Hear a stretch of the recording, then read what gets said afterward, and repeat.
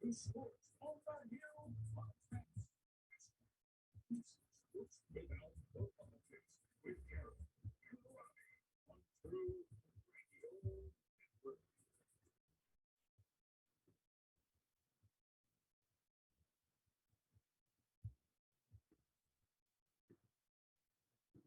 right. It's Monday night.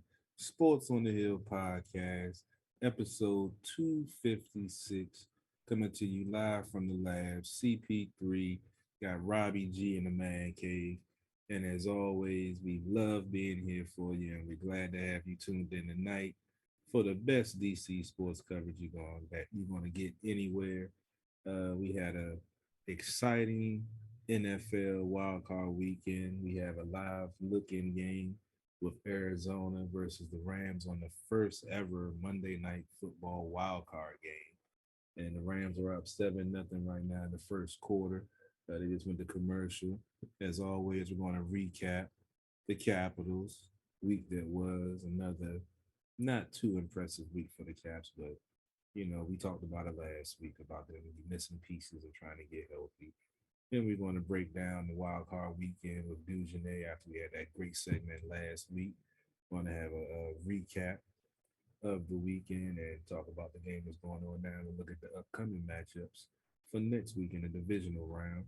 And then, as always, we'll finish up with the Wizards roundtable, breaking down their 2-1 week. Unfortunately, they're now in the ninth seed in the East right now, so they're not in playoff spots. So I know they're going to break down that and some of the ups and downs with that team this week. But I don't want to get too far ahead of myself. Robbie G, how are you doing tonight, good sir?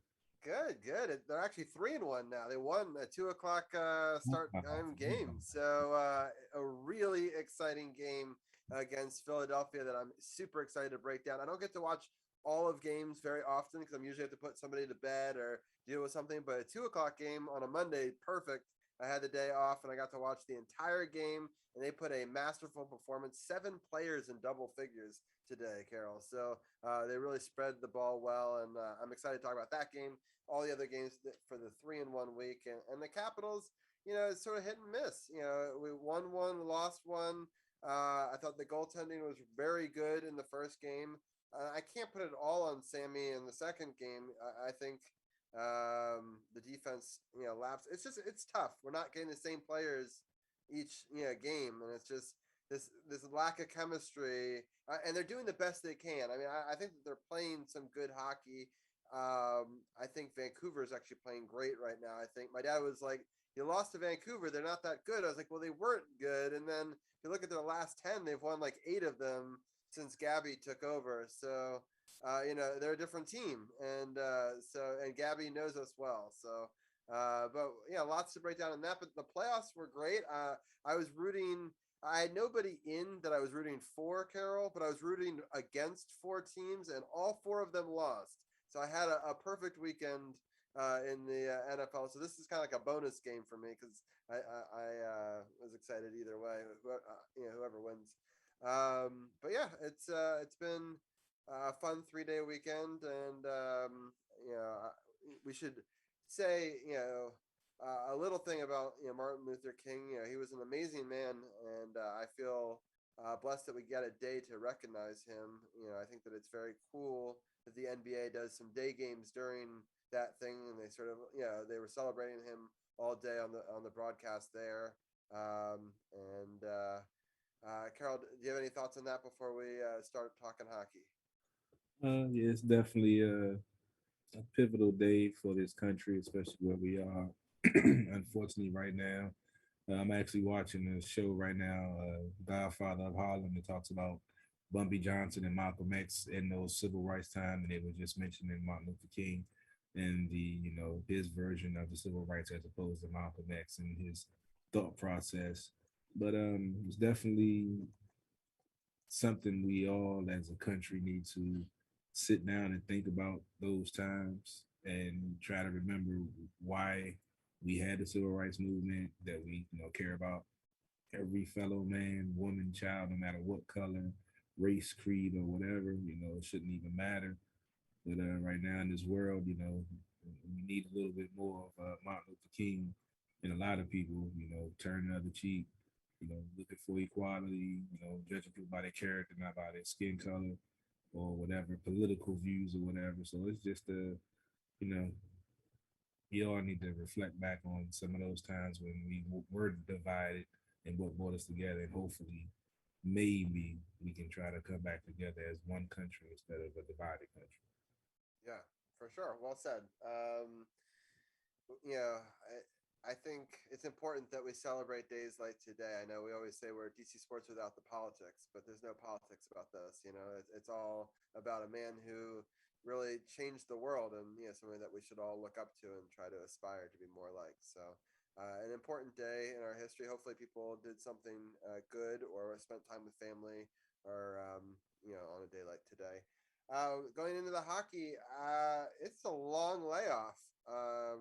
Before we got to our first game, which didn't bode well for us the previous week. But I thought that the first game was pretty good for the Capitals on Saturday. Do you want me to just break down the scoring and then we'll get into it? Yeah, let's go ahead and just get into the scoring. Yeah, Tom Wilson scored in the first period, 4:35 into the game, his 10th of the season. Assists by Protas, his sixth of the season. So Tom Wilson gets in a double-digit scoring. I'm sure that angers a lot of people. It was a beautiful goal, a great snipe shot to a corner. Just really, it shows how skilled he is as a goal scorer. Something I've talked about a lot on this show. It was 1-0, and it stayed 1-0 for the whole rest of the game until an empty net goal by Ovi, assist by Kuzi is 24th, but Backstrom's 4th. It's Ovechkin's 25th goal of the season, and they were able to win 2-0. Vitek Vanacek with the shutout. I thought he had a great performance. Varlamov on the other side, I thought was really great as well. Tom Wilson obviously had the big goal, and Ovi getting the second one. What were your thoughts on that one? Definitely a well played game. The 2 o'clock start. We know the Caps have some issues with afternoon games, but it came out. They were solid defensively. It was, you know, 5 men playing defense no matter who was out there. They were, the man stayed high when they went down and crashed in the forecheck. You saw a 4-man low, man always high. So you saw that time off. They hopefully, saw some of the issues in their defense and addressed it because this was a great performance by the team defense. I believe Double V only had 20 saves in that game. So they were blocking shots, they were, shutting things off, they were back checking, they were playing, the Capitals hockey we saw early in the season. And we were fortunate enough to see Double V get a shutout we've seen many times. Then we'll get to the third period and they'll give up a dumb penalty and they'll get a late power play goal and take away the shutout. And then also a fun fact that the Capitals are the only team in the league with 3 different goalies with a shutout. Yeah, that is a fun fact. I don't think I knew that. Vitek Vanacek. NHL Network, Robbie. NHL Network, man. I love it. There you go. 23 saves for Vitek Vanacek. So you're right. It wasn't like it was a high volume night. The Islanders have been going through a major slump, but they've had players in COVID protocol, coaches in protocol. They're in a similar situation as the Capitals, where it's just hard to gel with all these different lineups that they're throwing out there. I mean, the Caps took advantage of it, but they still put together a good game. That's what you want to see out of a break. Unfortunately, it kind of rolled into the next game a little bit, and because the Capitals did score first, Ovi got his 26th goal of the season on a power play, an assist by Justin Schultz's 5th and Kuzi's 25th. And so I thought, oh, there's a carryover. Like they're bringing the momentum with them. Things were seem to be going pretty well. But Bruce Boudreau's got this Vancouver team playing phenomenally, and they got a goal 33 seconds in to the period because they were on the power play. It was kind of a questionable call that they got put on the power play, and it was nicked out interference. It was a pretty weak interference call. There was a couple of almost calls against the Capitals in a row. I think that the refs just kind of was like an aggregate, like we didn't call the other two, but we're gonna call this one. But it's unfortunate because obviously it leads to the game tying goal. And then just about 4 minutes later, they get a second goal, and then at the end of the period, they get a third goal. So like the momentum is completely shifted. Tom Wilson did get a power play goal, his 11th of the season. So it's the same goal scorers in both games. It's just unfortunately Vancouver scored goals, period. Unfortunately, TJ Miller at the end gets an empty netter to make it 4-2. Tom Wilson's 11th of the season on the power play was assisted by Kuzi, his 26th, and Backstrom's 5th assist of the season. Backy's been playing well. Kuzi's been playing well. Tom's been playing well, and Ovechkin. The problem is like all their other cast of characters keep on shifting. The lines keep on shifting, and I think it's difficult. There was a lot of injuries and a lot of people going into COVID protocol very late, just before the game started. So, Carol, what are some of your thoughts on playing against Bruce Boudreau and Vancouver? Yeah, this game was a little frustrating to watch. I was watching it. Like you said, that's got off to a good start. And in the second period, for some reason, again, the second period has been Achilles heel of this Capitals team. I believe you said we have the worst save percentage from our goalies in the second period of any team in the NHL. And Vancouver gets stronger throughout the game. You know, they had a slow start in the first period and saw them constantly ramping it up. They have a lot of first round picks on their team that have speed and talent, and Boudreaux is getting the best out of them. And both of them was coming off a back to back, so there's no excuse for them to have that period like they did. And yes, Vancouver was a better team that day, unfortunately. Yeah, it sucks. I have a friend who's in a couple of big Caps groups with me, and he admins a bunch of them. Grant, and it was his first game. He's been waiting like 700 days to come back to the United States to get to go to see a Capitals game from across the pond in Europe, and it's so brutal. Like that's that game. It's the first one. He's here for 2 weeks, though, Carol, and he's going to all the home games and the one game in Boston that's happening over the next 2 weeks. So hopefully we'll get him some W's in this journey. A programming note: I was actually supposed to go to a game with him next Monday, the Vegas game, but I ultimately sold my ticket back to the group just because I have 2 young kids at home. I just can't risk it right now with even with the double masking and everyone being vaccinated. Just my own, I would feel pretty guilty if one night of hockey and I got them sick. So but I hope that they win. And so next week I will be with Carol and Anna. Anna will have her triumphant return, and we'll root against the Golden Knights live, and we'll remember a Stanley Cup from 2018. I'm sure a lot that night. So I'm excited to be with you guys that night, but I won't be at the game. I was going to try to actually somehow stream in being at the game. It was going to be cool, but it just wasn't worth the risk at this point. But I do hope to do that in the future. In a future game, and I do wish them luck on that Monday Night Football game. But going back to this game, it was just again, second period, as Carol was saying, it's been brutal for us the last couple of weeks. And it's killed us. We had a lot of good starts, really bad seconds, and then the third we often kind of rebound a little bit. Sometimes we make a game of it. Sometimes we go to overtime and lose. Sometimes we go to a shootout and lose. Sometimes we win in a shootout, but rarely. But it's the second period has kind of doomed us, and we've had this before in previous years.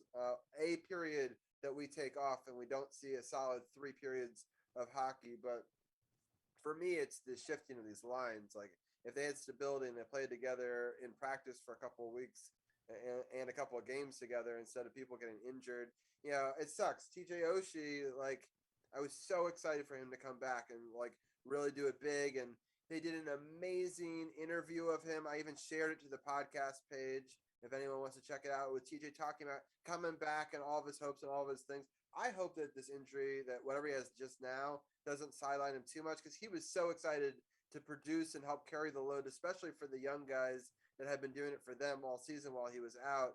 And then like immediately to go out, and it's just like, and they haven't really told us what it is completely, which they don't in hockey.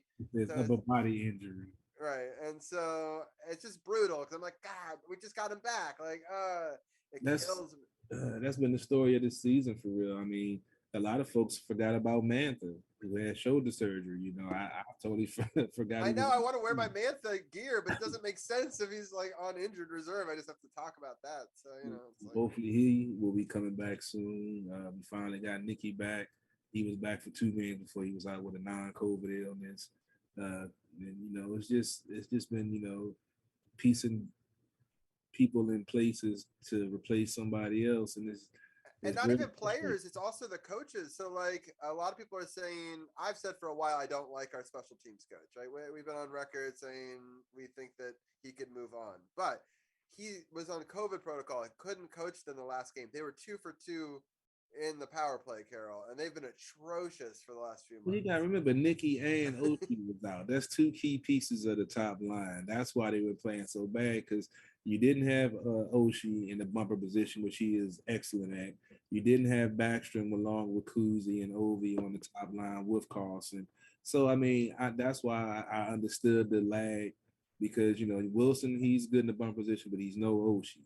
And not having Nikki out there, the quarterback, Kuzi, I love him, but he's not Nikki. Nikki and slows. and Nikki makes Kuzi be able to be a shooter, which is even more dangerous, right? Because like if you have both of them, you don't. And Nikki's got a shot too. Like he could sneak one in, You And miss those two key pieces, so your power play is going to slump. So that's why I wasn't really too upset about the numbers, because I know hopefully once they get back healthy and start getting some chemistry, because we saw some wrinkles in the power play. I mean, but they've been together so long, and this power play has been so good for so long. There aren't really too many wrinkles you can put into it, because it's just they've done it all from the power play, especially with Ovi from the Ovi office, what's coming, but they still can't stop it. And then you got Carlson at the point, he didn't play the game. He was out on COVID protocol.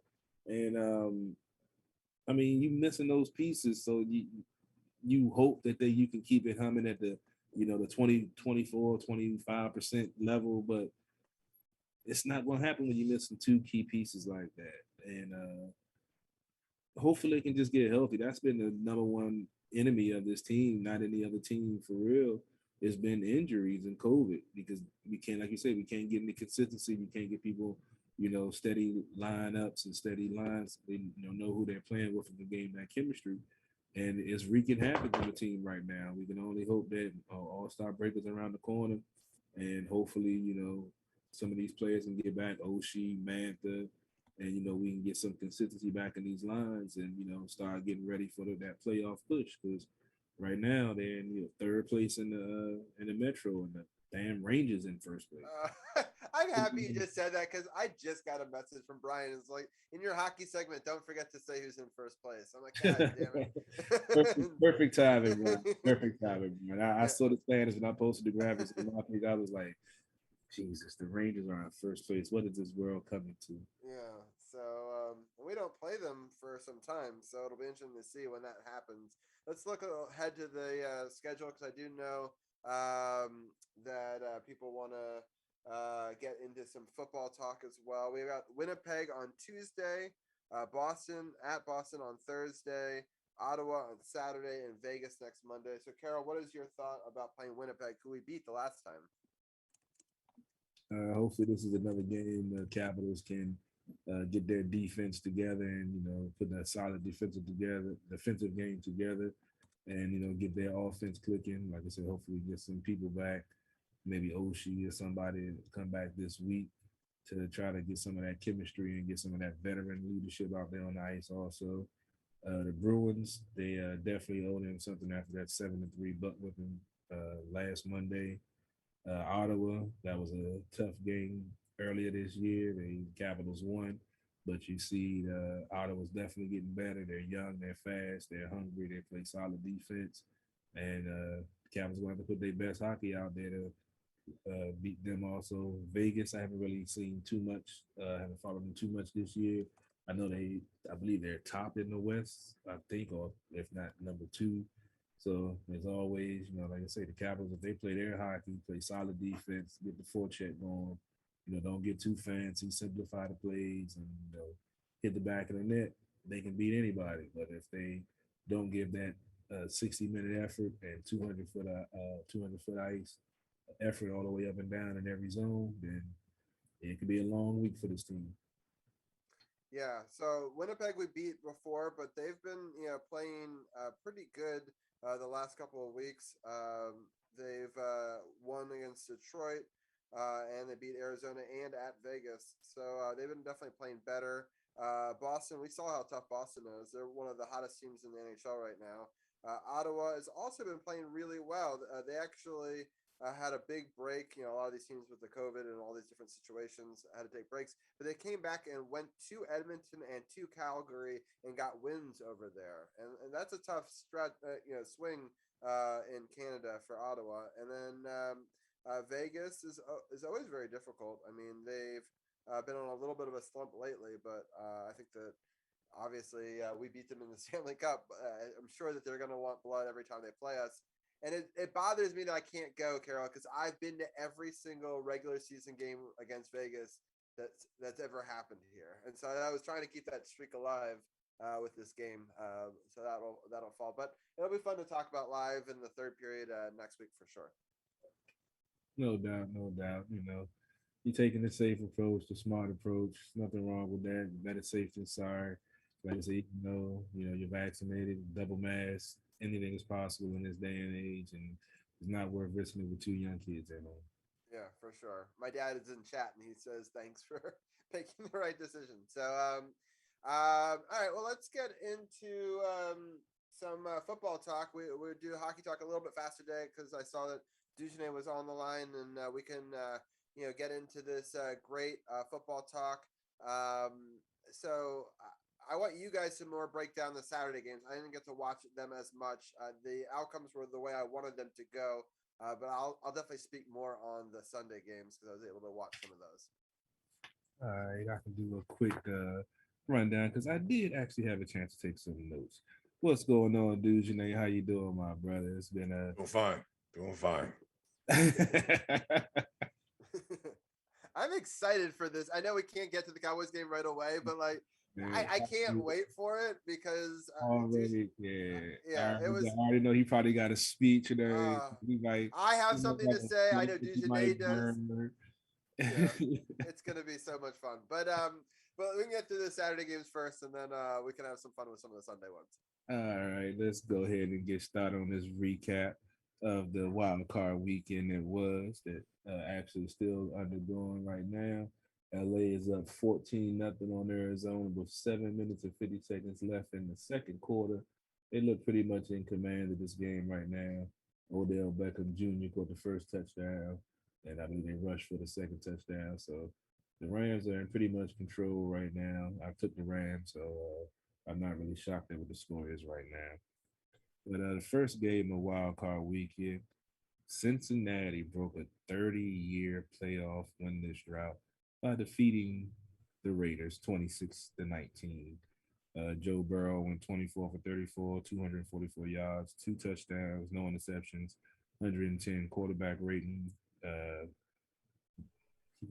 Derek Carr. Yeah, I keep on mixing up his brother. 20. That tells you how old I am. I'm mixing up him and his brother. 29 for 54, 310 yards, 1 touchdown, 1 interception, 69.2 quarterback rating.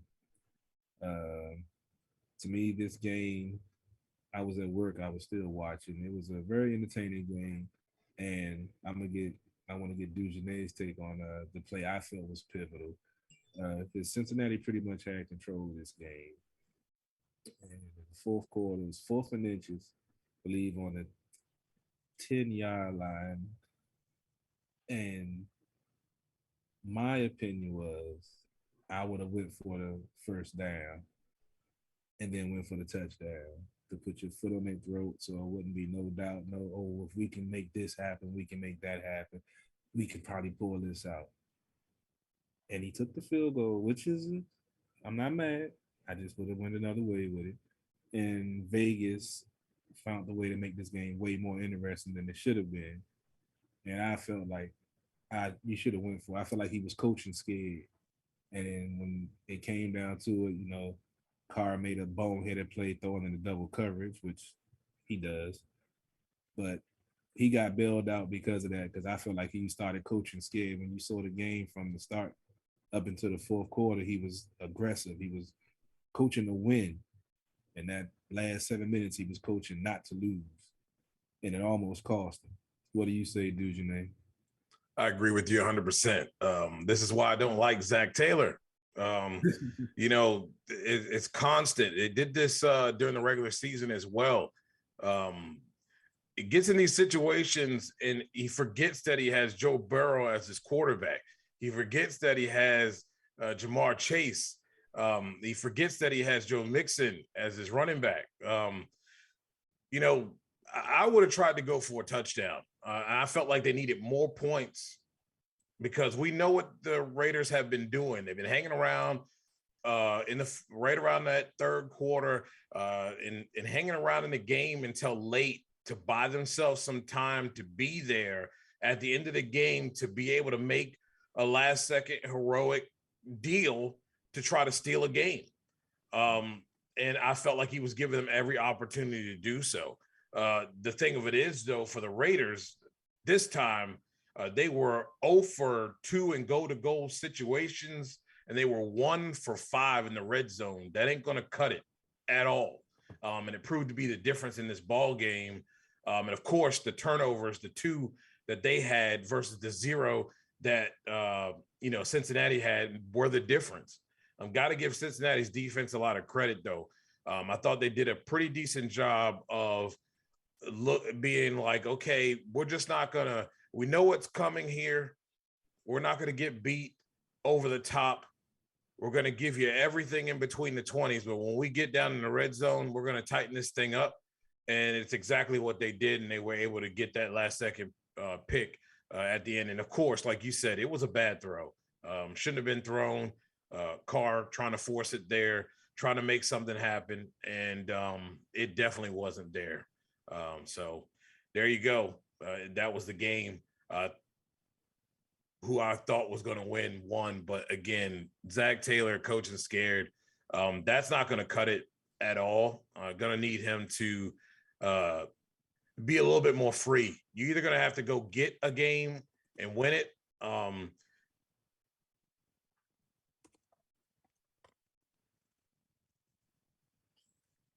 It was interesting. It was interesting, to say the least. Like I said, I can't stand to see a coach. Now, we lost you for a second, dude. You know your mic went out. So you can pause for a second. No. Who was the former Baltimore coach? I can't think of his name now, but if you're going to coach like that, you're going to coach to win the game, you're going to coach to preserve a game, you lose every time. So is it Bill Belichick? Yes, there you go. Brian Belichick. Brian Belichick. Yeah. Can't do that. Can't do that at all. You preserving games don't win games. And when you start going up this ladder here, as we get closer and closer to the AFC Championship game, they're going to have to do a better job of putting their foot on the gas in the third quarter and widening the gap. I feel you. There's definitely room for improvement. The game shouldn't have been that close. So they were dominating. And Jamar Chase, in his first all game, had a monster game. 9 catches, 116 yards, 12.9, yard average. No touchdowns, but he definitely had an impact on this game. The next game, and I didn't want to go against the hoodie, but Josh Allen put his foot up inside the hoodie and some more. Buffalo handled New England 47-17. Matt Jones, 24 for 30, 232 yards, 2 touchdowns, 2 interceptions, 75.8 quarterback rating. Josh Allen, 21 for 25, 308 yards, 5 touchdowns, no interceptions, 152.6 quarterback rating. This game was, I know Belichick was just like, I felt like this game, the momentum swung on that first quarter interception that New England were going to try to tie the game. Once they got down 14, their game plan of ball control and running the ball and keeping the ball out of Buffalo's hands was gone to the wayside. That crowd was pumped. They was ready. And, they put foot all up Bill Belichick, and I didn't want to call it because I've seen Belichick, get his butt beat a few weeks prior and come back and have a different scheme and find a way to win the game. But Yeah, this was ugly. I kind of felt bad for him. Usually, what do you say?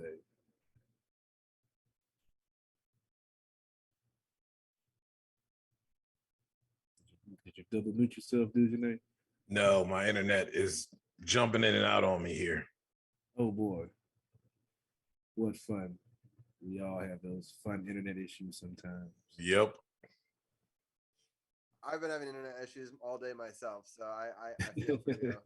And LA just scored a touchdown to make it 21-0 with 8 minutes left in the first half. So I just want to give a quick little scoring update. But Disney, what are your thoughts? This is comes down to experience, and the bottom line is that the hoodie is one of the greatest coaches to ever coach, but he just doesn't. It's very hard to do when you have an inexperienced quarterback, and it shows in the playoffs. So they tried to do what they have been doing all season. You saw them stumble towards the end of the season, and Orchard Park is hard to play in. That crowd, they're hungry for success. They're ready for success. They're primed for success. And they've been looking to do this to them for a long time. And when they jumped on them early, it was pretty much over. Defensively, everything was clicking. And when you get buried like that in the first half, it's really hard to recover. I mean, really, the stats that they were able to put up pretty much garbage time for them, in the second half. And kudos to them. They were able to keep fighting or whatever, and they didn't quit. That's not Belichick in any type of Belichick coach team, but they were whooped from the time the whistle blew, and at the half it was over. So kudos to them, to the Bills, and on to the next one for them. And I know that Bills Mafia is pretty happy about that, and they're hoping they can get back to the Super Bowl. Yeah, the way they looked against New England, they definitely looking like they're poised to make that run, to the elusive Super Bowl that they haven't been able to, capture. But, I do have one thing to say about that game though. I'm just super happy that they ran up the score on them, just for all the times that Bill did it to all these other teams, and some people are always like, don't do that, it's sportsmanship. It's like, if the tables were turned, he would have done that to you. He would have run the scoreboard on them. Yeah, so he's known for it. They have a lot of pent up frustration with Belichick and Brady, what they did with him for over a decade. So I mean, you got that right. Yeah, I'm not even surprised they angry. They've been bullied for a long time, and they said, we ain't kids no more, Craig. We grown now. Exactly. Yeah. And they've been having some bad luck in the playoffs, and they've been just like one of those teams that's about to break through for a couple of seasons now. And so they're playing some good football. I mean, I think they're a dangerous team in this playoffs, and I look forward to talking about them in their next matchup when we get to that, for sure. All right, let's get to the game that everyone wants to talk about. San Francisco 49ers defeated the Dallas Cowboys 23-17. Jimmy G, 16 for 25, 172 yards, no touchdowns, one interception, 67.4 quarterback rating. Dak Prescott, 23 for 43, 254 yards, one touchdown, one interception, 69.3 quarterback rating. This is another classic game of Kyle Shanahan sometimes outthinking himself. He had the game pretty much in hand with the game plan he had in the first half, and all of a sudden, he switched up. Dallas got back in the game, which they always do late in the game. And, a lot of folks, I'll let y'all elaborate on it because, like I said, I'm not really too much invested in this game. I'm not really happy 49ers won. And I am happy the Cowboys lost, but I wish both of them would have lost. But there was a play at the end of the game that there was some so-called controversy about. Why I'll let Robbie and Dujanay break that down because, like I said, I don't have a dog in this fight. I can really care less. Right. But, I'll give my thoughts first, and then I'll get Dujanay's take on this. I was very happy. It's the game I watched the closest. I was rooting for heartbreak, and I got it exactly the way that I wanted it. Where they thought they had it, and it was taken away, and they thought they had it again, taken away. it was great, and I was so happy I didn't have a team in it. I didn't have to deal with that anxiety. I have so many friends that are Cowboys fans. I married into, a family from Texas. So many Cowboys fans. And I got so much shit, especially when they lost that horrible game a couple weeks back, which I agree was a blowout. But they were like, we're going to the Super Bowl. Every week I heard it. They were going to the Super Bowl this year, going to the Super Bowl. All they got was one extra game this year. One extra game, a worse draft pick, and a lot of butthurt fans. And it was fantastic. But the play that's in question is like they got to get the ball to the lineman faster, especially when there's only like less than 14 seconds left. And I don't understand why you run the ball there. It's absolutely insane to me. And then people are like, "Oh, he should have spotted it, and he didn't get out of the way." And I'm like, "Well, he should have given the ball to the guy to spot faster." And it's just I can't believe they'd make that call. They call to call the running play there. But anyway, Dujane, what are your thoughts on the end of the game or any other aspect of the game that you want to talk about? I'll start with the end of the game first. There's no controversy. It's Kellen Moore and Mike McCarthy being poor coaches. To try to justify, well, do you want to take shots from the 50 or the 20? It doesn't matter. They're Hail Marys. Doesn't matter. I don't care. It's Hail Marys. Dak should have got down earlier. You only got 14 seconds. Third, you immediately hand it to the umpire. All he had to do is touch it. Okay, you got your 4 chunky butts hanging over the ball, blocking it from the guy who just simply needs to touch the ball. You guys killed it. Don't blame the referees. And the thing of it is, to me, is the entitlement of this football team and the coaching staff to think that they're entitled to something, that they are owed something when you ain't earned anything. You didn't earn anything in any big game this year. That's the problem. This coaching staff, and I don't have a dog in the fight, period. As a media person, but my problem is that I just wanted to prove a point. It's what I've been talking about all season long with Mike McCarthy and Kellen Moore. And I have a lot of people that I talk to that are Dallas Cowboy fans that agree with me. There are some, though, that just wanted to act like that this matchup was so much better for them. Well, look at this Arizona Rams game right now. They can't even score, but you wanted to play the 49ers. All right. With that coaching staff, you wanted to play the 49ers. Okay. And you're sitting home right now. I have a problem with McCarthy and Kellen Moore. A big problem. You got 14 penalties, which was a franchise record. This team was unprepared, undisciplined, and they were like that all year. They were the most penalized team in the league. They were lucky that they were playing a team that was also almost equally incompetent. I mean, the Trent Williams, giving them the play, some plays at the end of the game. They just got even lucky to even be in it at that point. It's absurd. It's just absurd that these things get overlooked. And I'm going to say this on my podcast, but I'm going to say it here too. Dallas fans need to stop buying the train and running the train and acting and listening to Jerry Jones that promises you the moon every year. And you guys can't even get to space. Okay. You're nothing but a glorified Washington football team. And let me clarify why. Yeah, sure. You may have a winning record or you may get to 500 every year. Sure. You get to appear in a playoff game only to get foots handed in your butts to get sent back to the couch with everybody else in your division. So you get to be up on the division and go to the playoffs to only get bounced out every year. But you guys buy up all the gear. You come in there. We're going to the Super Bowl every year like Washington fans used to do back in the day. Every time they changed the coach, every time they brought in some new quarterback, Donovan McNabb, Mike Shanahan coaches.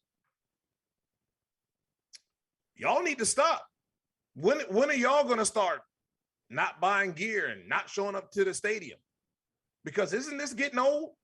Y'all have a talented football team with a lot of talent that I like. I even use you as examples. But your coaching staff is terrible. And you know what? You're not going to have any better coaching staff than what you got, because Jerry Jones is not going to allow any other type of coaches in there, because he doesn't want people that are going to have control. He likes people that he can stick his hand up their butts and puppet. Mike McCarthy is a puppet. Oh, he won a Super Bowl, right, with Mike Holmgren's guys. Me or you or Carroll could have won the Super Bowl with what they had over there. He won one. How many did he win after that? I'll wait. Exactly. None. And he ain't winning none with you. It's very clear. So you can get rid of Kellen Moore and you can bring in another offensive coordinator. But the discipline and the lack of discipline is ridiculous. I'll close with this. Dak Prescott okaying what happened with those fans. I'm disappointed in you, my man, because that star is like bled into your brain. That sense of entitlement is bled into your brain. Again, you guys haven't earned a thing. You went out there and you laid a dud. I mean, I went and called the first set of plays that they were going to run before the game ever even started. I was talking to my father-in-law about the game before it ever even started, way before it started. And they went out there and did exactly what I thought they would do. And of course, Dallas comes up and throws this miracle crap that, like they always do, get back in the game, and then they break y'all hearts and y'all become memes, crying and boo-hooing and whatever else y'all doing, fighting in the concourse and throwing trash on the daggone field. I can't believe that they did that. Especially because it's like their own team's fault. Like, they're just going to trash the play. And they have a terrible record in that new stadium. That stadium is not like when. That's another reason why I picked the 49ers. That stadium ain't the old stadium, baby. It has no type of aura, nothing. But y'all got to quit. And y'all need to get on the train of what the Washington football team fans are doing. You see, y'all laugh about all the opposing team fans being in there. But some of these fans just stood up and said, you know what? Enough is enough. Start making some hard sell changes and show me something, and I'll get back on board and stop blowing smoke up my behind. And they have started to make some moves. But I ain't going to get too hardcore in there because we talking about you. But Jerry going to continue to do that. He's the new Al Davis. And sadly, ain't nothing going to change until Jerry, I hate to say this, is gone. So keep talking Super Bowl until you gone. But until Jerry is here, as long as Jerry's here, this is what you get. So enjoy Mike McCarthy until he finds another puppet that he can train and do the same thing with. And you'll still be winning the divisions, maybe at least 500, missing playoffs or going to playoffs and getting bumped out and embarrassed in the first round. It's a shame, really, especially with the amount of talent that's on that football team. But please, miss me with all the bull crap. Miss me with all the bull crap. Tried to tell you. So we have a lot of people in our Twitch chat. It's a very rowdy group in there, and a bunch of people from like New Jersey area and stuff like that. And they're all saying, that McCarthy likes to lose. Like it's part of his nature. It's Thank you, because it is. It is. Like Look at his track record. McCarthy's just like a Jay Gruden, got in, under Holmgren, under the so-called Holmgren tree, and he parlayed a, championship out of that. And other than that, he's mediocre at best, but because of his name and because of Jay Gruden 2.0. That's what I call him. Maybe Jay Gruden 2.0. 1.5. Some of these folks don't deserve to be coaches, but they're in there because they know somebody or they came up under somebody, and they. This ain't because he knows somebody. This is because Jerry don't want nobody that has control. That's why Bill Parcells was out of there so fast. Bill Parcells wanted to do some wholesale changes. They had an opportunity to win a Super Bowl with that team. Bill Parcells wasn't going to be a puppet. He wasn't going to have his name tarnished by no Jerry Jones because Jerry wanted to be a coach and owner and GM. No, Parcells was out. That's why Jimmy had to bounce out, because Jerry thought it was him. That's why Jason, and I hate to say it, but you know what, Jason Garrett, some of that may be on him. A lot of that is on Jerry. Because again, Jerry likes puppets. He's his own puppet. Like, he has his own shows. Like, what other owners have their own shows? Like, but we talking about Dan Snyder all the time. Nobody talks about Jerry Jones as much. But we talk about Dan Snyder so much. But Jerry sabotages his own team repeatedly for 20 some years. He should get the same venom. But Dallas fans love this man, and they go out. I'm telling you, Dallas fans, you just need to realize they are a overhyped version of the Washington football team. Simple as that. And until y'all start doing what Washington football team fans started doing several years ago to get this train moving, y'all gonna be the same old thing. One and dones or 500.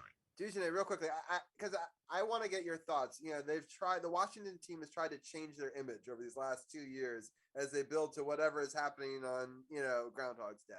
And, they've put a woman in charge of, the media side of things. We've gotten to interview her. She was phenomenal. Yes. They've changed, the team president, to Jason Wright. They've supposedly put Tanya more in charge of day-to-day operations and even taken Dan Snyder away from, what we're doing.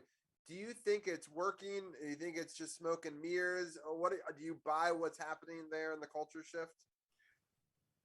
Some of it I do, some of it I do not.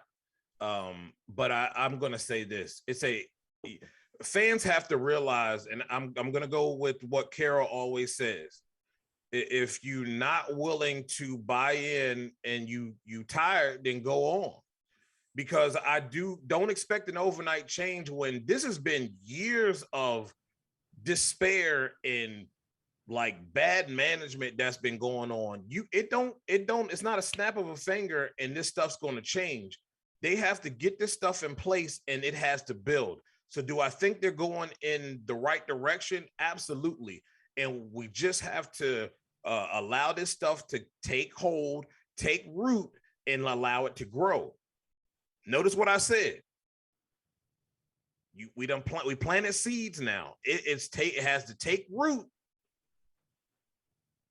fertilize, take root, and it has to grow.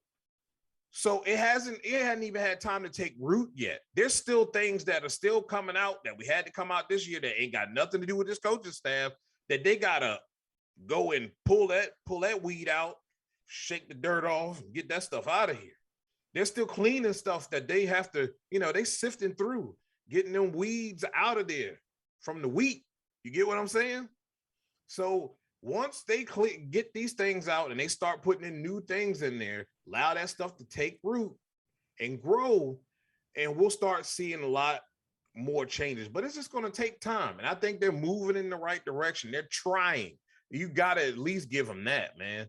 I mean, we can't always, throwing Moloff cocktails in there and it be negative all the time. I say the same thing about NHRA, there's a lot of things I like to see different, but you gotta, be positive with some of the things and a lot of things that they are trying to do.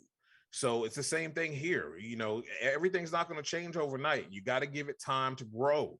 And they are planting the right seeds, and there's a lot of good seeds that they have planted. So let them take root. And let's see the process and that maturation process and let them grow. Now, do you want to be here for the growth of this process and this product? It may not be exactly how we want it. We may not, the way they roll it out may not be exactly the way we wanted it to be rolled out. And it may have some bugs, you know what I mean?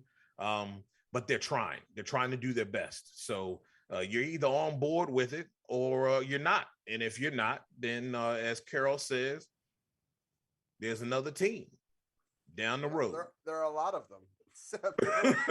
There's 31 other ones. So you can pick one.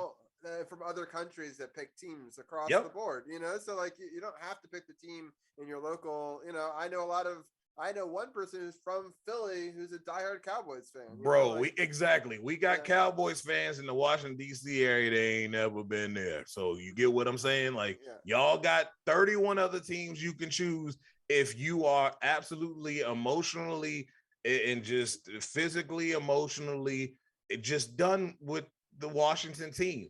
And we all totally will understand and support you in that 2022 move and resolution to move on from the Washington team. As a reporter, I support you in that as well. But at the end of the day, if you're going to be here, then just understand that it's not going to be something that's just going to be some kind of magic trick and poof. It's just going to be, everything's going to be good.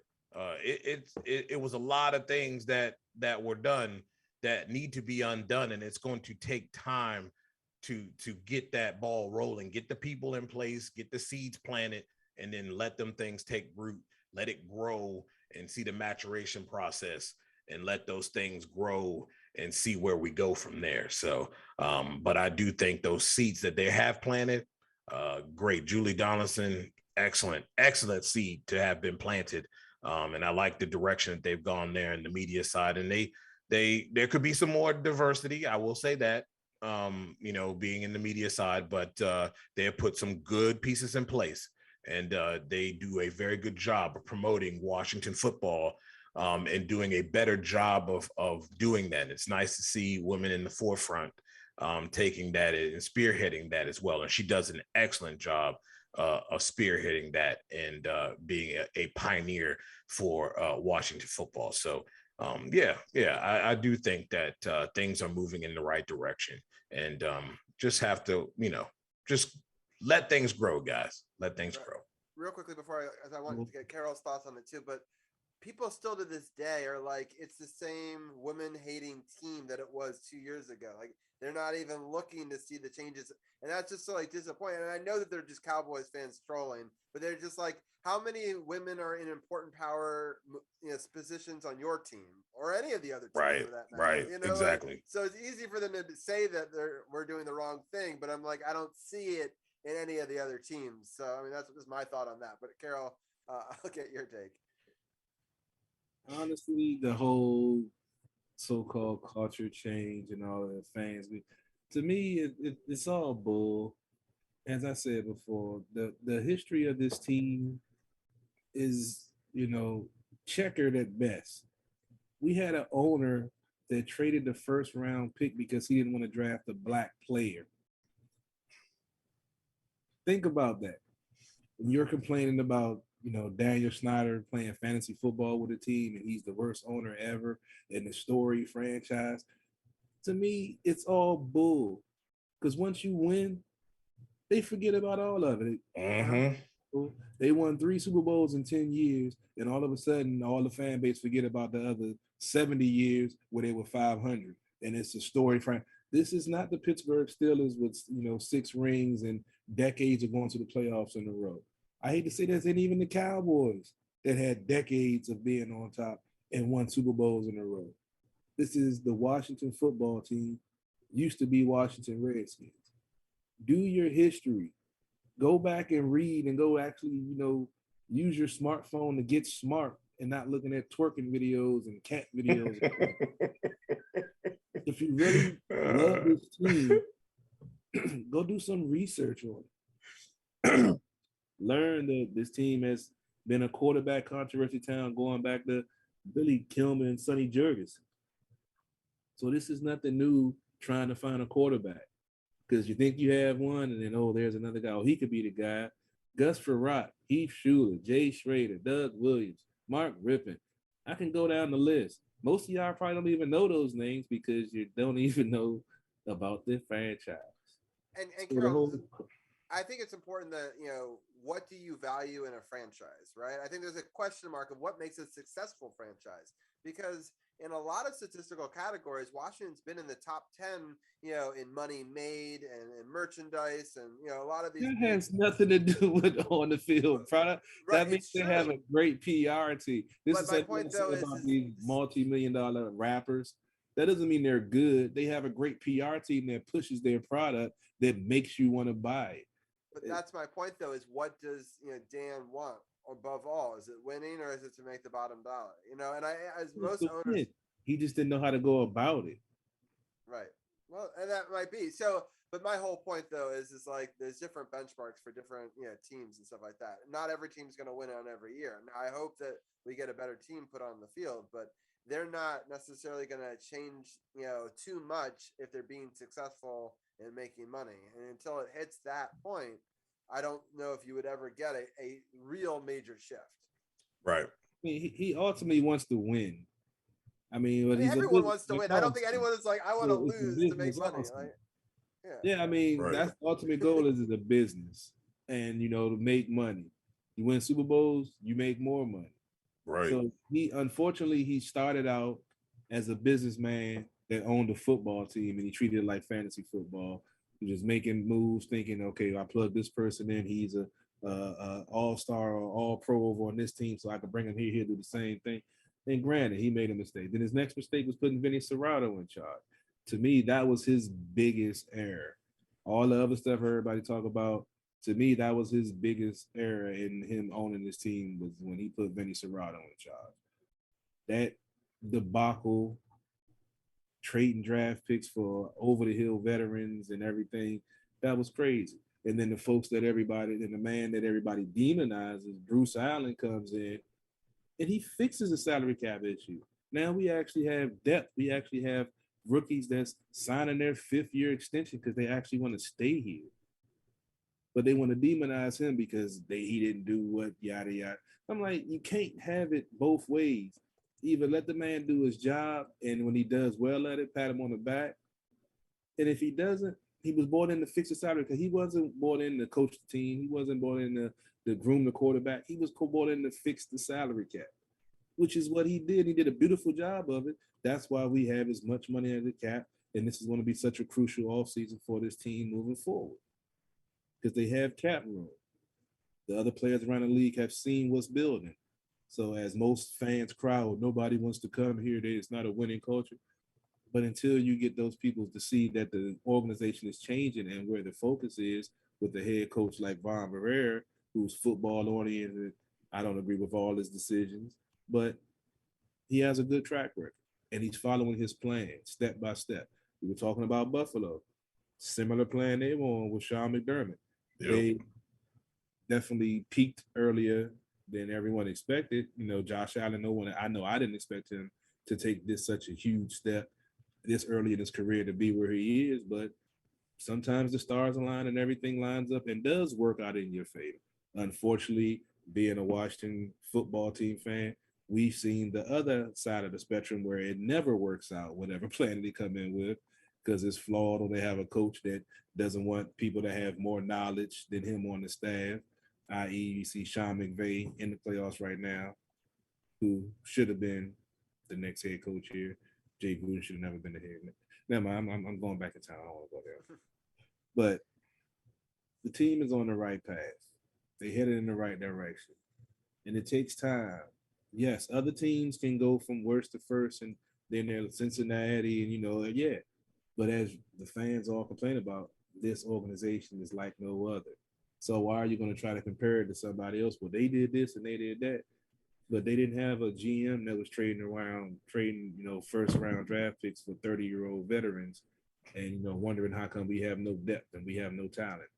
So just, the whole culture change thing. I'm like, once you win, nobody cares. Honestly, nobody cares. And the whole anti-women thing, I mean, come on now. They have a assistant running back female coach. They have Julie Donaldson. They have plenty of females on that staff to show that they're trying to change the culture. And if you still want to point fingers and bring up all these, conspiracy theories or whatever, that's cool. But it is what it is. The team is going in the right direction. And I can't wait to see how everything falls out, especially with this offseason that I can't wait to see how it goes down. For sure. All right, let's get into the two other games that happened on Sunday, and then I know we wanted to quickly talk about the upcoming ones. We could talk Washington football for hours. Yeah, no doubt. Let's just do a quick run to finish this up.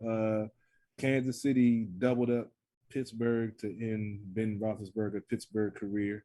Thankfully. Yeah, I'm glad I didn't. I thought it was going to be Pittsburgh and Tampa. I thought the NFL was going to try to make some, historic thing happen. But yeah, beat Pittsburgh bad, 42-21. Big Ben went 29 for 44, 215 yards, 2 touchdowns, no interceptions, 97.5 quarterback rating. Mahomes went 30 for 39, 404 yards, 5 touchdowns, 1 interception, 138.2 quarterback rating. After Pittsburgh got an early defensive score, Kansas City said, yeah, we're not going for that, and proceeded to put up the next 21 points. And after that, it was pretty much over. That damn Kelsey, man, that dude is a hell of a tight end. He sure is. I think the Steelers had to start better than they did. They had their worst first quarter in the Ben Roethlisberger playoff era, and they couldn't afford to do that. They had to start quicker against Kansas City because Kansas City can put up major numbers. And right. So, I mean, I think that they were dead in the water when they couldn't put up numbers in the first because they basically had to take the lead early and hope that they could hold on in a wild shootout. But, I don't think it was ever in the cards. I mean, I said it last week. I thought Kansas City was going to kind of crush them. And they should never even been in the playoffs. Pittsburgh, that is. They got lucky that 2 overtime games went the way that they did to even make it. But it was no surprise to me. Yep, no surprise. Yeah, that was pure domination. And, excuse me, the 5th game of Wild Card Weekend, Tampa Bay handily defeated Philly 31-15. Jalen Hurts, 23 for 43, 258 yards, 1 touchdown, 2 interceptions, 60 quarterback rating. Tom Brady, 29 for 37, 271 yards, 2 touchdowns, no interceptions, 115.2 quarterback rating. This game pretty much went the way I figured it would go. Philly's run game didn't really get going. Tampa had a very good defensive scheme to throw off their timing, I guess you can say, because they really didn't get into a groove until the second half. I'm not sure if they were giving Hurts different looks or stuff that he hadn't seen, or if they were spying him. I didn't really get a chance to pay close attention to see what they were doing to, contain him. Excuse me. He had an interception. Unfortunately, in the red zone, they were trying to get some points, and Tom Brady was just being Tom Brady, and led Tampa Bay at home. I'm not going to blame Jalen, and I'm tired of Philly fan, which they throw away everything good that they do, but I'm tired of Philly fan coming down on Jalen Hurts. I'm blaming coaching because the same things that I see Jalen Hurts struggle with is the same things that I see all year. And it's either the head coach or it's the quarterback coach. The interception you speak of, okay? I didn't have a problem with the throw. The throw was late. And the reason being is, so he comes out, when he steps out, as soon as he saw the corner drop, he needed to release the ball immediately. He waits until I guess he felt like he saw him open. I don't know, or he felt it was good enough, but you had a safety over the top. The safety was in the middle of the field. Now, that tells you how quick that safety is coming across the field to pick that ball off, but he threw it late. And the safety came over, picked it off, got 2 feet in bounds, and intercepted it. But if he throws that ball on time, that's a touchdown. And you see that with a lot of throws with Jalen. It's not so much that a throw is bad, it's just late. And that is working on it in practice. That's looking at the film, quarterback's coach, working with him and getting that timing down and understanding that, hey, man, you're going to have to get the ball out sooner. Or that's making an adjustment in play calling and getting him to help him get the ball out sooner. So he understands, so he can get a better a better understanding of how to get the ball out sooner. That's 3-step drops and getting the ball out. Game plan was not up to par. Now, obviously, they did a very good job of stopping the run with them, making them one-dimensional. Didn't help that they got up on them. I didn't think they were up. It wasn't a game that Tampa had where they were dominating them to the point where it was, impossible for them to get back in the game, at least 2.5 quarters of football. You know what I mean? But that, I don't think Jalen is a bad quarterback. I think it's coaching. There's a lot of things, a lot of places in the league where coach is a problem, but I think that is the problem. It is coaching. And you see the same little things happening over and over and over during the year. You have to ask yourself a question. It's the coach's job to coach this guy up. He's got plenty of talent.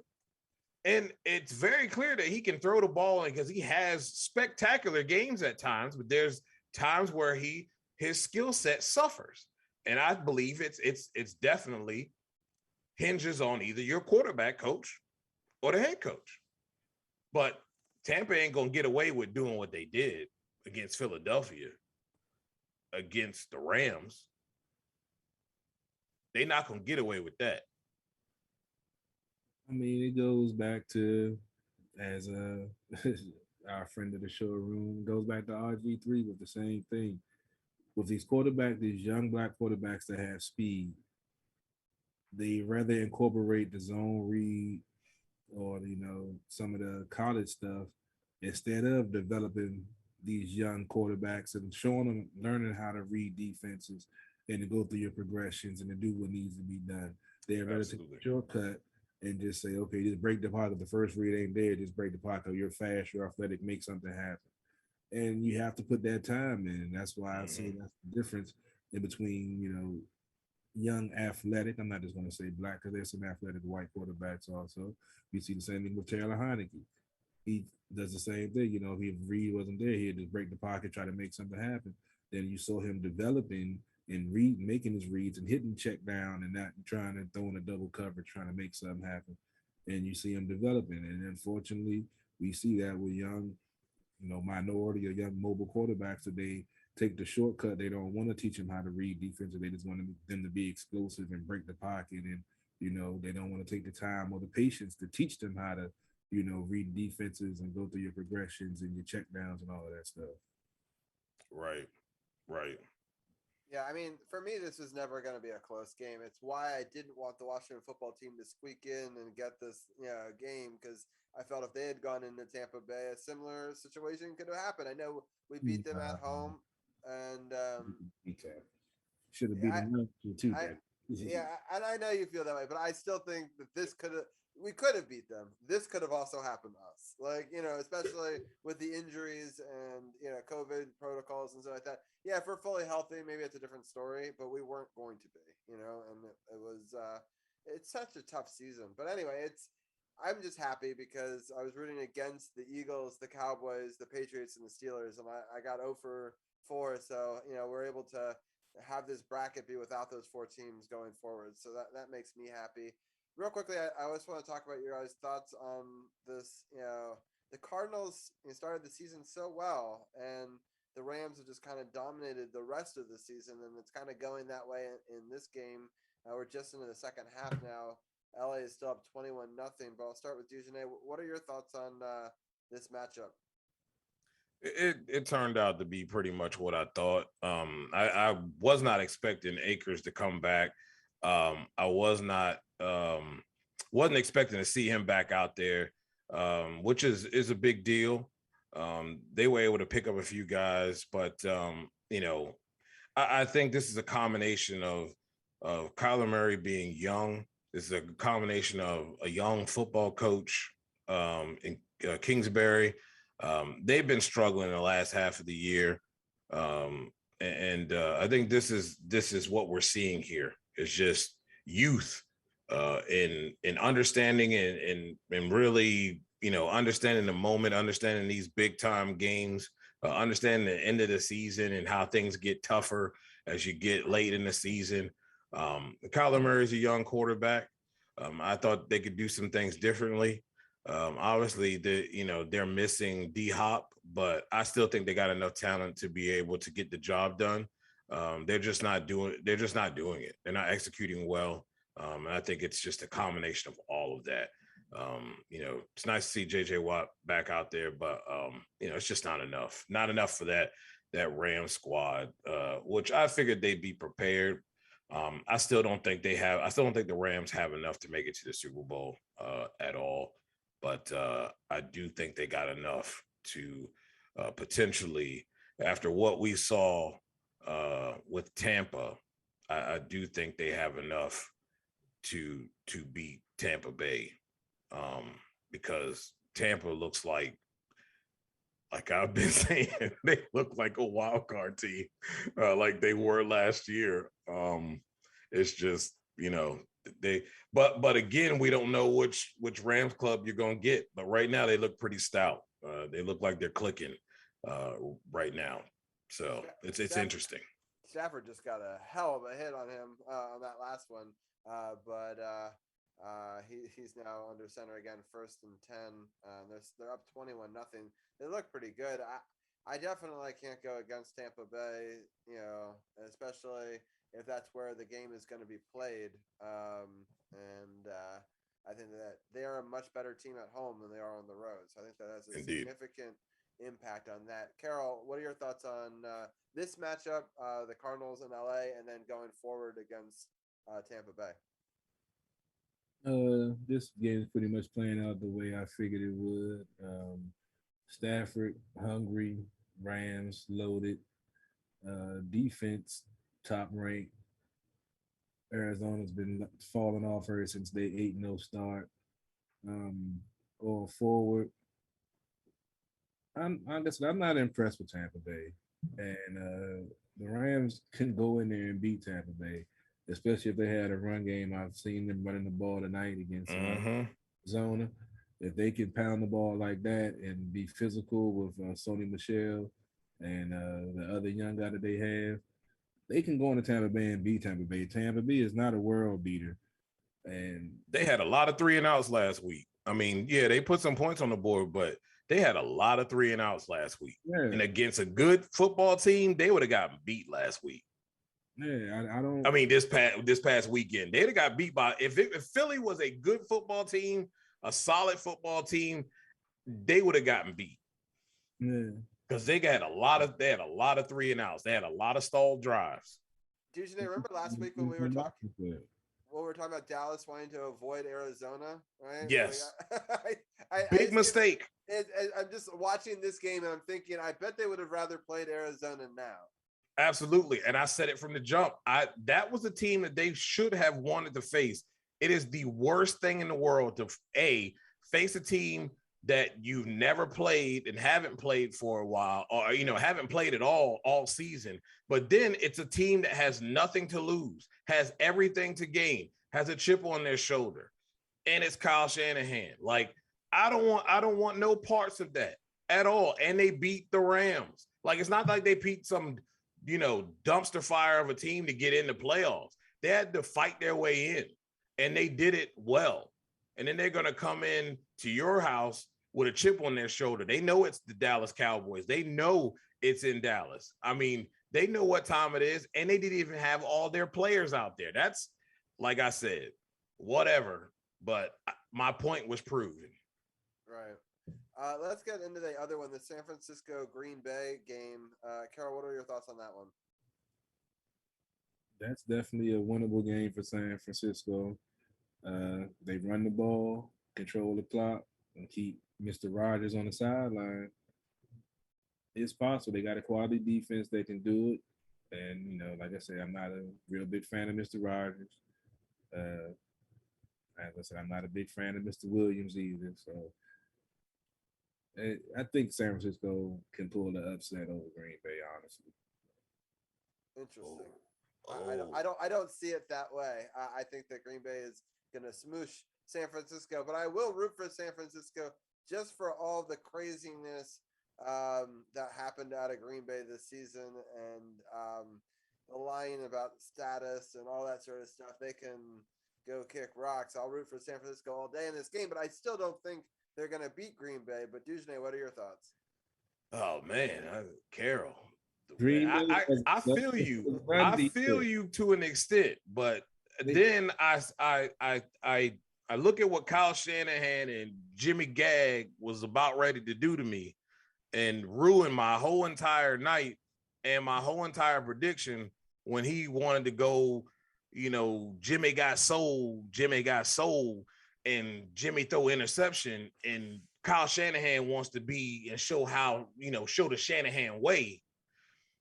It's going to come down to Aaron Rodgers, and I hate to say that. I got to swallow a little throw up right there. It's going to come down to Aaron Rodgers, and Aaron Rodgers is going to beat them because Kyle Shanahan is going to go Kyle Shanahan because he can't get out of his own way. It's in Green Bay too. I picked Green Bay to be in the Super Bowl. I can't go against that pick. I see Green Bay winning this football game. It was nice. I think they will fight very well. The 49ers will. Hopefully they will get Bosa back. I believe they also lost Fred Warner as well. So hopefully they'll get those two guys back. That's going to be important for them on the defensive side of the ball. I know that the run game is going to be important for them, and it's going to be important in Lambeau. But at the end of the day, in the fourth quarter, I think that's going to be the difference. And of course, Kyle Shanahan in the fourth quarter went Kyle Shanahan and almost gave up the ghost. That was against Dak Prescott and his two goons, McCarthy and Kellen Moore. That won't be the case with Matt LaFleur and Aaron Rodgers. It's a Packers win, and they go on. Only reason that gave me confidence to take San Francisco is this stat: Elijah Mitchell, 27 carries, 96 yards, 3.6 yard average, and 1 touchdown. I'm thinking Cal is going to learn from his debacle this past weekend because they had the game under control. 23-3. They were getting, he would throw a little fancy play out there, try to outthink the other coach, but then he went back to running the ball. But then, like you said, he wanted to show, Jimmy G's my quarterback, and then, made the game more interesting. 23-3. But the fact that they have Mitchell, who I feel like Cal has confidence in him, because they were saying that when they had Raheem Mostert, and he felt like he could depend on him, that he can give him the ball to run the clock out. I think that he's building that confidence with Mitchell, and now that he's back healthy, and knowing they're going into Lambeau, and they're going to need the run game because it's probably going to be snowing, cold, all that good stuff. How about Debo, though? And that's the thing I like about Kyle. I like Debo. The way they get him the ball, running the ball, catching the ball, screens, jet sweeps, all of that. And he runs physical. I've heard his name before, and I know he was. I think he was maybe even first round draft pick for them. Mm-hmm. But the way he runs the ball, he runs angry. Yeah, for a wide receiver. For a wide receiver, yeah, he runs. He like somebody stole his lunch money before he got to the I'm stage. telling you, I'm still going Green Bay though. Hey man, as most like people would. I'm not sold on that Aaron Rodgers myth. I don't see it, man. It hurts me. It pains me to have to say that, but I don't trust Kyle. I don't trust Kyle, and I don't trust Jimmy Gag. They almost got me. Jimmy got sold, almost blew it. He almost blew it for me with all that. They trying to. I don't know what he was trying to prove. Him and Kyle. I don't know what they were trying to prove. They must have just about killed it. But that was a Texan during the game or something. Can't have all of that. So the line is 5.5, right? So would you? I think the Packers are going to beat them by more than 5.5, personally. But. Yeah, probably. I think it's 5. I think it's going to be 10. I don't think it's going to be like 14 or 17. It'd be about 10. Yeah, that I could see, or a touchdown. I remember the game that Green Bay played the Washington football team, and the Washington football team didn't make a couple of mistakes. They should have beat Green Bay. As I say, Green Bay doesn't seem that formidable to me. I mean, when they get the running game going and they got a lead, yeah, you in trouble. But if it's a playoff game, It's snow, in Lambeau It's at in Lambeau, man. 8:15 at night. It's gonna be cold, whether or not it's Yeah, snowing. they ain't ready. I don't know, man. I don't know, man. I would agree that the 49ers have nothing to lose, kind of like last week, but at the same, they're playing with house money. I just don't see going into Lambeau. As Trip Baby Williams said when he come walking out that daggone tunnel, they saying the same thing at that time in Lambeau. Now is not safe for you. It's cold, baby. Yeah, I know. It's gonna be interesting. Very, very interesting. Yeah, 8:15 start. Yeah, it's definitely gonna be cold out there in Lambeau. Yeah, and that's going to be on Fox. The other game that's on Saturday is the Cincinnati Bengals versus the Tennessee Titans. The Titans have been great. They're the team that got the bye. It's going to be interesting. Yeah, in previous years, there's been 2 bye teams. It's not always been great for them to have a couple of weeks off right before. I personally think the Titans are much better than Cincinnati. They should be able to win. It's only 3.5 points right now for Tennessee, and that's a 4:30 start on CBS. I'll go to Carol first. What are your thoughts on Cincinnati versus Tennessee? I really don't see Tennessee that big of a gap over Cincinnati. I mean, they're a different team without Derrick Henry. They adapted, and like I said, they got the first, the top seed in the AFC. But this Bengals team, now that they got that 31-year-old monkey off their back, and Jamar Chase is a problem. Joe Burrow, though they have a nice connection, I believe they played at college together. And, they got Mixon as the running back. They got a nice wide receiver core. They got a nice young tight end that can get down the seam. And we saw the Titans, stumble a little bit when Hurt Henry went out. And if they can, Cincinnati can get a lead and make Tennessee a little bit uncomfortable and get out of their, run heavy offense and put the ball in Tannehill's hands. We've seen Tannehill throw some interceptions in bad times. So I'm going to go with the upset special, another one, man. I think Cincinnati can beat Tennessee this weekend. All right. Dejanay? I'm going with Cincinnati. I think this week off is bad for Tennessee. I do not trust Tannehill on a bye week. I know they are getting Henry back, but that is a foot injury. You just don't come back off a foot injury and he ain't gonna return to what he was doing in the regular season. That ain't happening. Not at all. And it's cold out there. Nah, bruh, that ain't happening at all. I think Cincinnati's on a roll. And you're facing a hot team and you coming off a bye week resting. The worst thing they can do right now is be coming into this game and really coming off a bye week. The question is how quickly is Tennessee going to be able to get their offense going? You know what I mean? Are they going to start slow? Will Cincinnati come out, get a quick touchdown and get up on them quick? We'll see, but I'm taking the Cincinnati Bengals to win this game. I just think that right now they're playing very well. They're playing good team ball. If Zach Taylor cannot get in the way as the head coach and not start feathering the throttle towards the end of the game and keep the pedal down, they'll be all right. I really do expect Tannehill to put one up for a pick to kind of cost them this football game. Turnovers will be key. And I think the Natty will come out on top on this one. Yeah, interesting. It comes down to the running game, whether or not it comes back or not. I mean, if it could, and then I think that they're just really dangerous. I was looking at their last 5. Both of them have won 4 out of their last 5 going into this. Very interesting. Yeah, so they're in a similar position. So it should make for a really good matchup. Again, that's going to be at 4:30 on CBS. And the one other matchup that we haven't really talked about too much yet is that Bills-Chiefs one That one's going to be 6:30 on Sunday. The 3 o'clock game on Sunday will be the winner of this, which is now 28-0 LA. So it's probably LA versus the Buccaneers. That'll be a 3 o'clock game in Tampa Bay.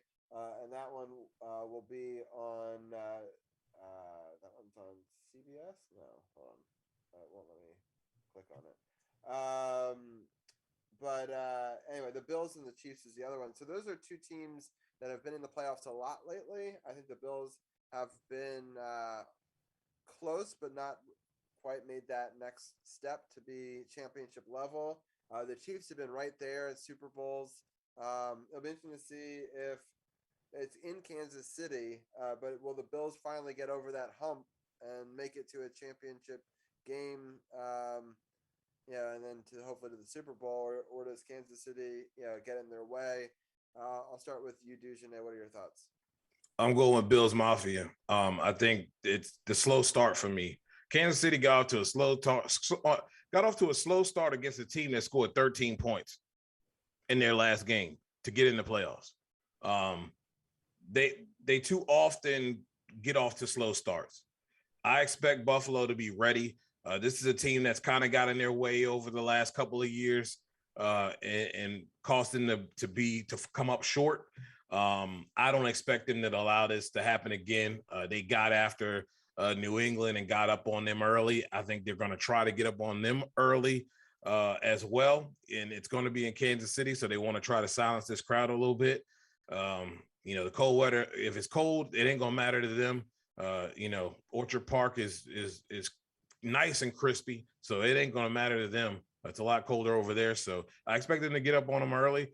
I expect both teams to score a considerable amount of points, but I think this is going to be Bills Mafia day, and they go on. Yeah, this game is the one on CBS. The other one, the Rams probably against the Buccaneers. That one's on NBC. I wanted to double check that. And but Carol, what are your thoughts on this Bills versus Kansas City?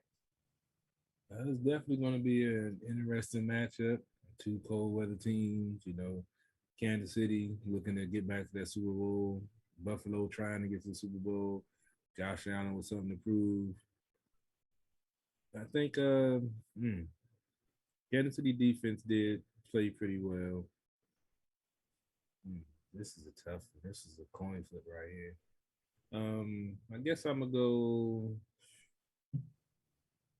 I got to go with Buffalo after see the way they manhandled the hoodie. They had something to prove. They proved it. Won the divisions 2 years in a row. I think I'm gonna go with Buffalo. Yeah. It's a tough one for me. I think I'm gonna go Kansas City just because they've been there. But I mean, Buffalo's a great team. It's hard to go against them. I understand why you guys are picking them. Interesting play here. Not that it's a very close game, but Arizona did score a touchdown and a 2-point conversion. But then there was a flag on the play. I didn't catch what the flag was. But there's about before the touchdown, it got a little out of hand. Aaron Donald and one of the offensive linemen got into a kind of a tussle. The offensive lineman helmet came off. It looks like Aaron Donald attempted to choke him, and he got a personal foul. Then Arizona just scored, and still getting a little chippy out there. Yeah, it's now 8-24 though. But I'd be shocked if they come back. But I've seen crazier things happen. I thought that a game was down 15 and I turned it off, and then I found out it was an overtime and rushed to my TV just a couple weeks ago. So, it's you never know in today's NFL. It's going to be an interesting slate of games. I look forward to next week, breaking down the championship games and how these 4 games pan out, so to speak. But Dujane, any final thoughts on the NFL playoffs as it's happening? Nah, man, I think it's been a great playoffs. I think it's probably been one of the best. I know we had, a couple games get away from us, as far as scores go, but that's going to happen. But overall, I thought we had some great finishes, some controversial, I won't say controversial finishes, but just some wild finishes. That adds to the to the fun of the sport. But looks like we're gonna, it's gonna keep trucking. Gonna have some new teams out there that we're gonna be able to watch, and it's gonna be fun, man. It's gonna be fun. You like the new format to have 7 teams in and take one away from the bye week? I do. I think it's gonna get better. This year's kind of, we're gonna have to learn to work with COVID. And I think COVID and injuries, and then of course, some of the teams are just really young. And it's going to cause teams to be a little bit more strategic as well, as far as who they bring in as coaches and how they build. It's exposing some things that we've just allowed to just happen. You know what I mean? Like the hiring of some coaches that don't have any business being coaches. The anointing of young quarterbacks to be starters just because a quarterback is struggling. You draft a quarterback and he automatically should be the starter. Not grooming these young quarterbacks the way that they need to be, as if every quarterback that is drafted in the first round is ready to go. I think it's going to change some things, and also these new leagues that are coming out is going to help a lot of things too. But I think we're going to see better play next year from this number 7 teams. But I think it's the right thing to do. It's the first year, and it just so happens to be in a year where COVID kind of blew up again, and really didn't help a lot of teams when it came down towards the end. And next year, hopefully we'll have some better play out of those bottom half teams. But I do like the 7-team format. Carl, what are your thoughts on that? No, I definitely agree. I never did like the 2 teams with buys. If you get the top seed, you should earn the bye. Number 2, no reason you should have it. And it gives another team opportunity to get in, just especially with the extra game during the season. So it just seems like it makes sense, and led up to some exciting wild card weekend, and can't wait to see how much more exciting it gets going forward, because it's definitely it's time for a change, and it's good to see they did make some changes, and it's been enjoyable so far. Yeah, I liked it too, and it's cool that we get to live Monday Night Football talk about a game as it goes on. I mean, we've never gotten a Monday Night Football game before, so in the playoffs. So that's a cool little feature just for our podcast, and something going forward that we'll continue to do. Because I saw that Disney ABC made a deal, or ESPN. So this is going to go on for a bunch of years. It's not like the Monday night one's is a temporary thing. They decided this past September, I want to say. So it's a more recent decision to be able to have these games. But I'm happy that they made that decision versus having 3 on Saturday and 3 on Sunday, which they could have done as well. But yeah, so I appreciate, Dujane, your time as always, and let everyone know what you're talking about on your shows this week.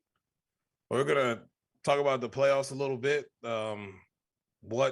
We're going to talk a little bit about the little Cowboys deal and what they need to do better going forward. We're going to talk about the Wizards, man. What a game. What a game they had today. And I love what's going on there with their team. And we're going to talk about how they're, seems like they're starting to get things together.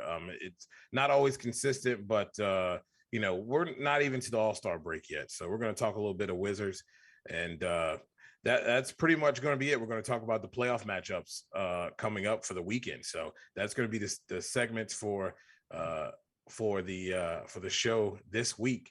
And I'll be on the Not Bland show, which is on Ghostcast, and I'm going to talk a little NHRA.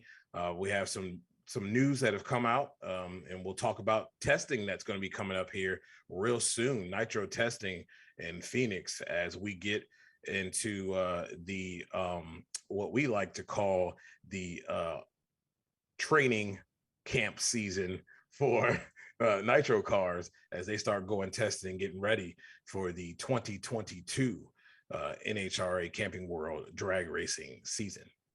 Yeah, I just saw a vicious collision in this football game. LA is just driving and they're going down the field very quickly. It's already first and goal, and it ran over a player on Arizona's side. So I hope that he is okay. But thank you, Dujane. I'm making a new page that will have all of our bios, all the links to the Ghost Cast and stuff like that. I'm hoping at least by the time that season 7 starts in a little over a month, that'll all be done. And I appreciate you for repping the merch and giving me a picture, and so that'll get up on there fast. But definitely search out Dujane. I've been linking all your stuff on the Twitch feed tonight as well, and you can catch all the other information on the button right now on the podcast partners as well. So Dujane, thank you for helping us break it down, and hopefully we'll talk to you next week to talk about the how all these games went. Thank you. I appreciate it, and thanks for the gear, man. That was a great present, and I love it. I wear it out. It's awesome. It's comfy and it's cozy. I appreciate it, man. Thank you. For sure. And whenever the NFL season is over, we'll have to have you come talk Wizards with our Wizards Roundtable for sure, and mix it up with those guys. I'm sure they would love to bring you on, and we can mix and talk about it, because I know today was a great game, so I'm excited to break that down in just a moment. But thank you again, and we'll talk to you soon. All right, guys. All right, dude, take it easy, man. All right, brother. All right, with that, we'll bring in DC's People's Champ, and we'll talk a little bit of Wizards. It's been a really exciting week. Let me see if I can do my champ. I don't think your camera, for some reason, there it is. And then let me pull up the Safari and do a little fixing on my end here to see if that looks good. I think that will work. NBA feed. There we go. We've got so many different screens over on Zoom, but today we've got just the two of us, as the song goes. But we'll do an abbreviated segment. We knew that NBA would run long, and it was a holiday, so we let a couple of the people on the team have the night off. But Champ, how are you doing tonight? I think you're still muted. There we go. Can you hear me? Yes, you're good. Okay, yeah, I'm having issues with Zoom right now, but I'm here and I'm good. I guess Zoom decided to just start crapping on me since it's been so long. But I'm good. What's up, man? All right, sounds good. We'll go through the scoring super fast, and then I really want to break down today's game the most, because that's the one I was the most excited about, and I got to see the most of. But we're going to go back in time. We were all hoping to get 4 wins. That's what you were hoping for. I thought we would go 2-2. I think I thought, or maybe I thought 3-1. I don't know. I was wavering last week. I don't remember what I landed on, but I'm happy that we went 3-1. I know I was worried that we could potentially lose 2 of these games. The first game went well. It was a very close first quarter.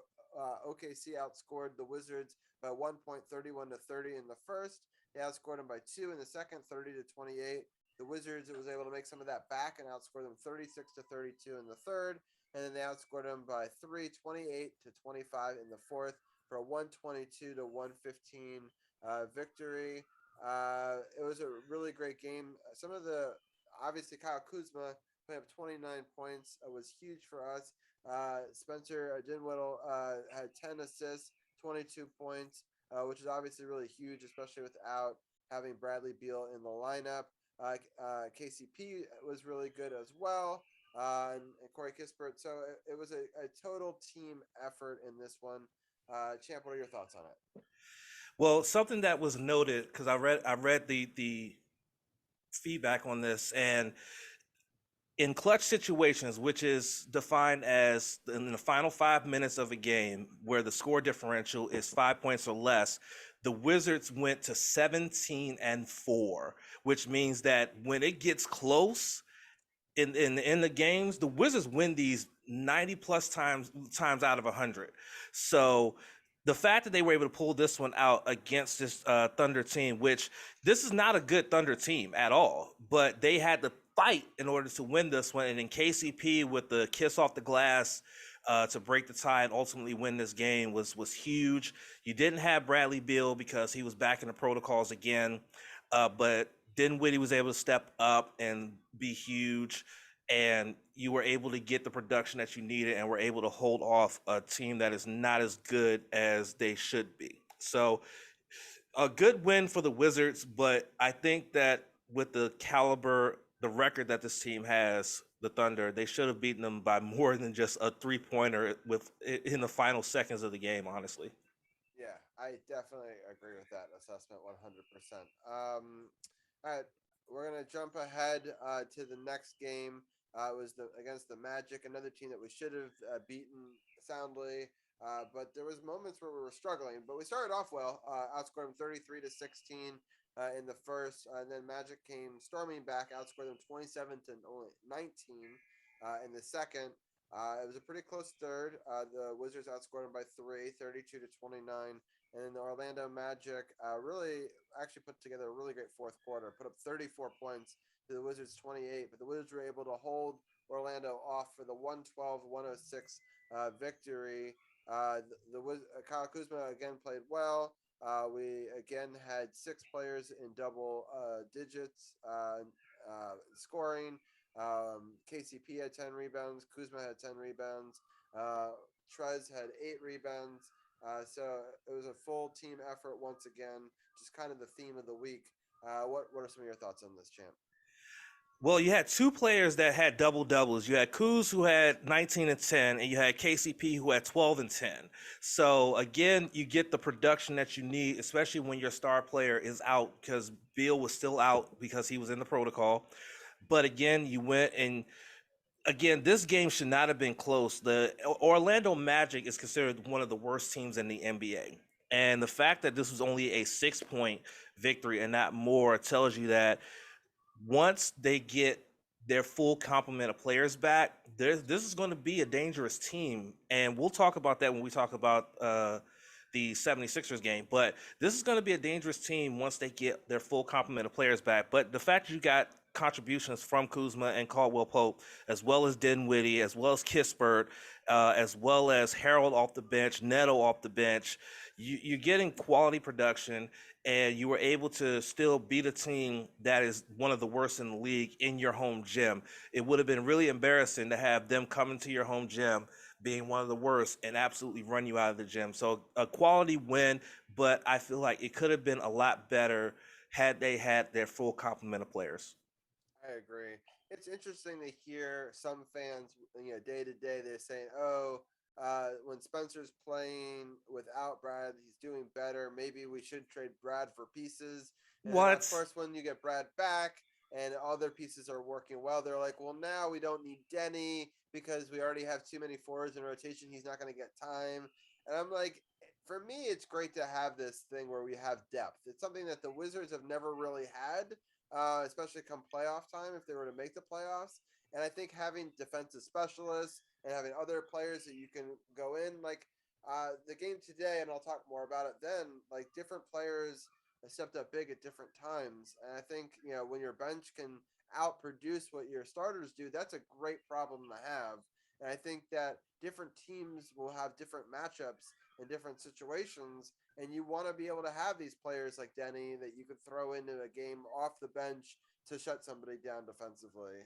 And so it's just kind of funny to read week to week where people wanted Rui gone a couple of weeks ago because they thought he was soft because he's been, not playing with the team this whole entire year. And we don't know the full story of why it hasn't. And there's been rumors and there's all these things that people are like, it's not worth the headache. But Rui has come back and done well. And so it's just, I try to tell people stay medium. It's a long season and there's a lot of injuries and there's a lot of COVID bullshit this year. Like having extra players is clutch, and like don't try to like just trade people for things and don't try to be short-sighted. And let's just see how far we can take this team. And you want this team to be playing their best basketball at the end of the season, not now. You want them to get to the end of the season. And so it's just funny to read these forums, day to day. And I'm like, I don't comment on a lot of it, but like it's just interesting to see. I couldn't do it. I couldn't. I can't. It's tough. Washington D.C. sports fans are about as worse as wrestling fans. Trust me, I know. Yeah, it's brutal at times. But it is what it is. I want people of I hope that people are coming to watch our show from these fan bases because I root for them no matter what, right? It's not like I appreciate people like Dujanet that talk about things from the media point of view, and I know that's something that's really important for Carol to talk about it from the media's point of view. But I've always come to this podcast as like a diehard fan, and I'll root for them no matter what. And I'm not cutting off any bandwagon. And just like Carol said, you could see the door if you don't like what the Washington football team is doing. And even though I don't like Commanders, I'm on record saying it now. If they're called the Commanders, I will root for the Commanders. And the same thing about the Wizards. I rooted for them in the Bullets. I don't love the name Wizards. I mean, I like Wizards. I like Harry Potter and things like that. I don't like it as a basketball team. But, it doesn't matter. I'm going to support the team because it says Washington in front of it, and that's my hometown. I grew up here. I was born in the city. I will always root for the Washington team. It's not to say I don't like other teams. I've rooted for the Lakers or the Bulls at different times in my life because I've liked people like Kobe or I've liked people like Michael Jordan. And Little known fact about me, Robbie, is when I was a kid, I did root for the Bulls because of MJ. Nice. Yeah. And I think that that's okay. I think, people are always like, you can only root for one team or there's all these rules of fandom. And I'm like, for me, I'm like, I don't know if that's actually true or needs to be even considered. Yeah. Anyway, it's we'll move on to this Portland Trailblazers game, which I thought was really kind of disappointing of the bunch. But not surprising. We were worried about this last week. Tim talked about how sometimes Portland and Washington. I've seen it before against this team where we haven't showed up, but it was a close game. Portland took an early lead by 5, 29-24 at the end of the first. Extended that lead, scored 39 points in the second quarter to Washington's 33. And then they extended it a little bit. Is that right? Yeah. And then they extended it more in the third. But then Washington in the fourth quarter put up 30 points and held the Trailblazers to 21. So they made it closer in the end, but I never kind of thought the Wizards were going to win this game, and it was just sort of a rough night. Spencer did an amazing 27 points, 7 assists. He had a great game. Trez had a good game. The problem wasn't necessarily on the offensive side; it was on the team defense, and they just allowed 2 players to put up 54 points combined. That's never very good. They were able to just outwork them, offensively ultimately, and Wizards were able to kind of get back into it in the end. But I just never thought they were going to beat them in this game. What are your thoughts on it? So Anthony Simmons absolutely went off in this game. 31 points and 11 dimes. Absolutely stellar performance by him. Nurkic had a double-double, 23 points and 14 boards, and fouled out of this game. So that was the only way they could stop him was he fouled out of the game. But this was, even though the score says it was close, I was paying attention to this via updates on the score app, and it was not close at all most of this game. To the point that I was streaming my podcast and I was like, well, clearly I'm not missing much from this Wizards game. And I remember you saying, yeah, you're not missing much. This was not a close game at all. The score may indicate that, but this was not a close game at all. The Blazers outplayed this team in all facets of the game, and that's why they were able to come out with the dub. Western Conference teams seem to just play much better against Eastern Conference teams, even though they're coming from west to east. They still seem to play better, and even though their record doesn't show it, the Blazers are such a talented team. And again, you don't have Beal, but you did have 5 players, I should say, scoring double figures. But defensively, you just had no answer for their scores, and that's why the result was what it was. Yeah, for sure. Well, we can move on from this game. I watched this game, and I don't remember much about this game. It's just one of those games where it just wasn't memorable. I just didn't feel that they had, that they were ever gonna. I didn't have that feeling that I had today. I think today's game, and I'm gonna move ahead to that, was just an incredible performance by the Wizards, and it's kind of like more like a memorable game. Like I can tell you a lot of plays that happened in it that were positive for the Wizards. They started off great, 38-29 in the first quarter. The 76ers came back a little bit, outscored them 26-23 in the second. The Wizards outscored them by 2 in the third, 30-28. And then they really kind of put it on in the fourth. They held the 76ers to 15 points in the fourth quarter and scored 26. And they ended up kind of routing them 117-98. Joel Embiid is a beast. Like, there's just no stopping this guy. He can shoot threes. He can be down low. He can dunk. It's just an incredible player. And I think that the game plan, at least from what I can see in this game, we were on our third coach, by the way, in this game. Our number one and number two in COVID protocols. So I think the game plan was let Joel Embiid have his. I mean, he's on a crazy hot streak. I think it's 5 games in a row on the road, scoring above 30 points. And that's just incredible. And it's averaging, I think, 29 points per game this year, I want to say. So, like, just been really great all season long. So let him have his, maybe a couple other players get theirs, but ultimately just try to beat them by scoring more and team defense. Like, mitigate everybody else on the team and play good help defense on everybody else. And it worked. I mean, Joel Embiid had 32 points, but he was in foul trouble. That was another good thing that they did, was they really took it to him, including a vicious dunk by one of the heroes of this game, Kyle Kuzma, who had 15 points. But again, those 2 points seemed like so much more than 2. I mean, I ran around the room. I went crazy after that dunk. People have to go back and see it. It should be on a poster. Embiid did get a big dunk later in the game, I think, as kind of a like, see, I can do it too. But he also had 16 rebounds, including 15 defensive ones for Kyle Kuzma. KCP had 14 points. Bradley Beal coming back had 13, 6 assists and 5 rebounds. Just a nice, not quiet, but just like a good, just sort of easier way back into it. But just if you look down the line, they filled the score sheet from all the players. I thought Montrezl Harrell had a beast of a game, and so did Thomas Bryant. He had 15 points in 16 minutes. He's coming back from injury, and you need all of your centers to play well. It's funny that Daniel Gafford actually started the game at center, but played the least amount of time at that position, right? Because I thought Trez just had a beast of a game. I'm just really impressed with the team defense and just coming together and just putting a solid game. And they were taking these blows and these huge runs against them, but they were able to sustain that and come away with a big win. What were some of your thoughts about this Martin Luther King Day game?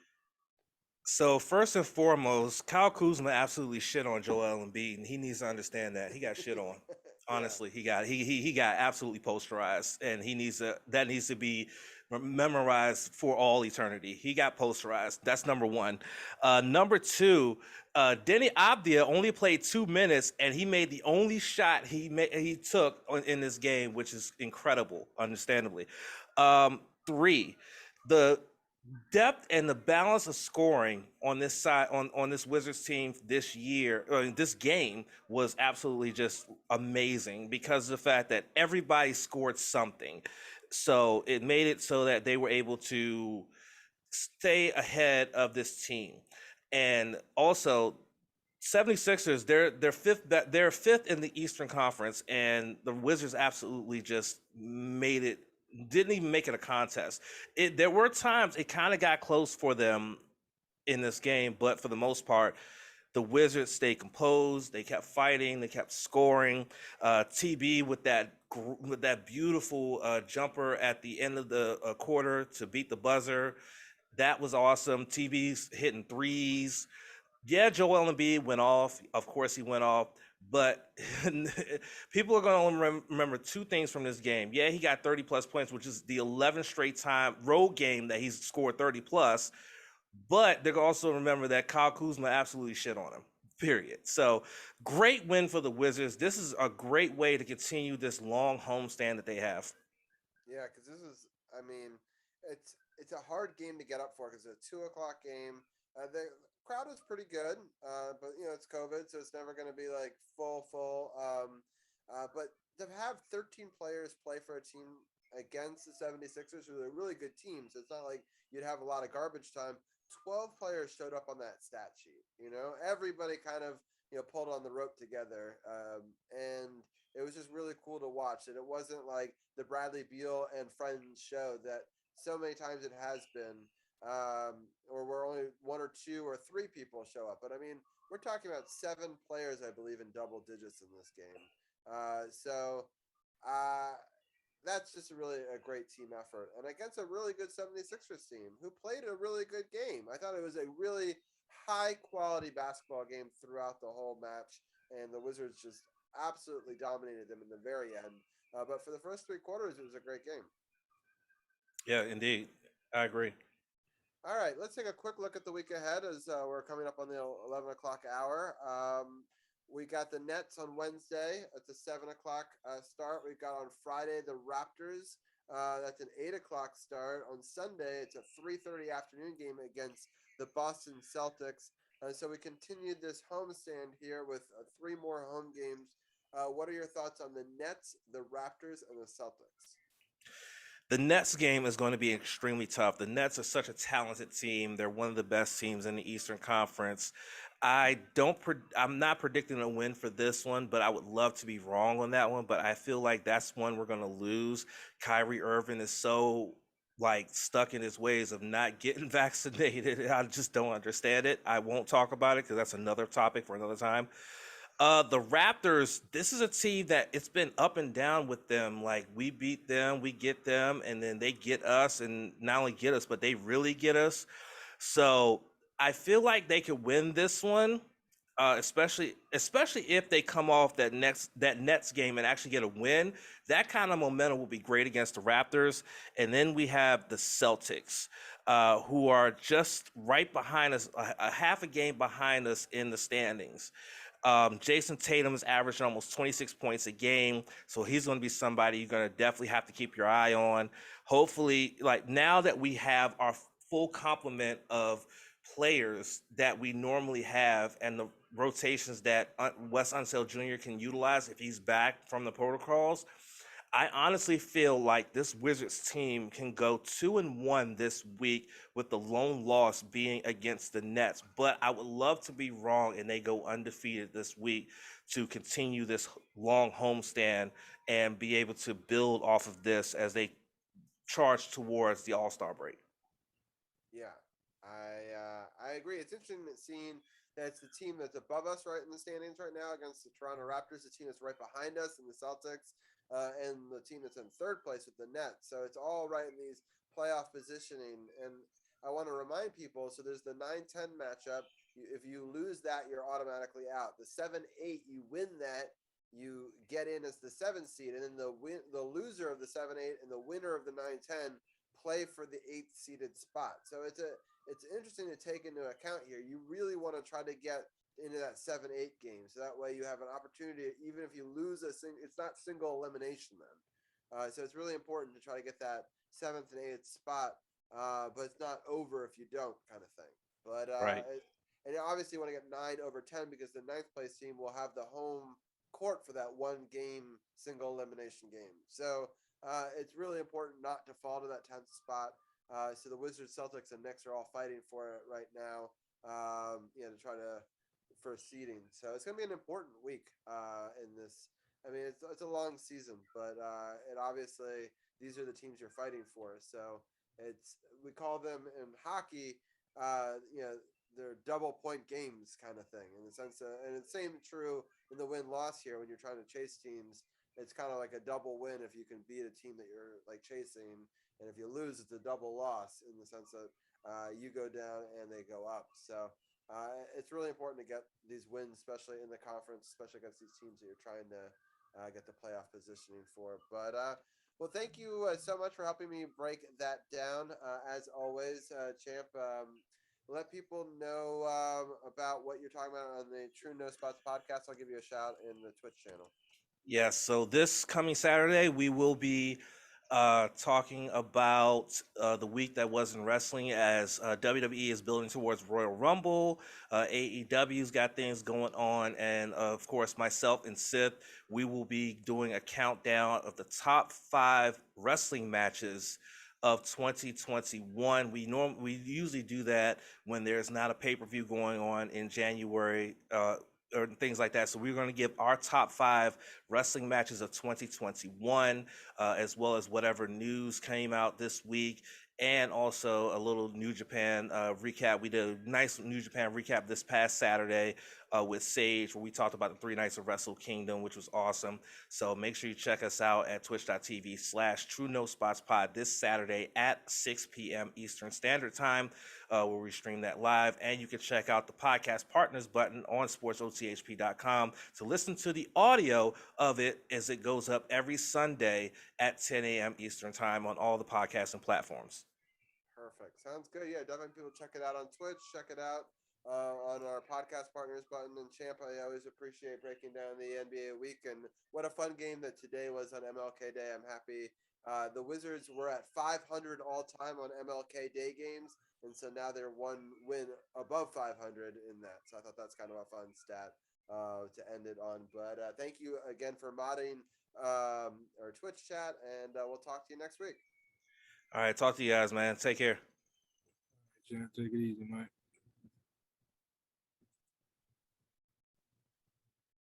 All right. So, Carol, what are some of your final thoughts before we end today? As always, another great show. Appreciate all the contributors, all the viewers, all the Robbie's new Twitch followers. Appreciate y'all checking us out.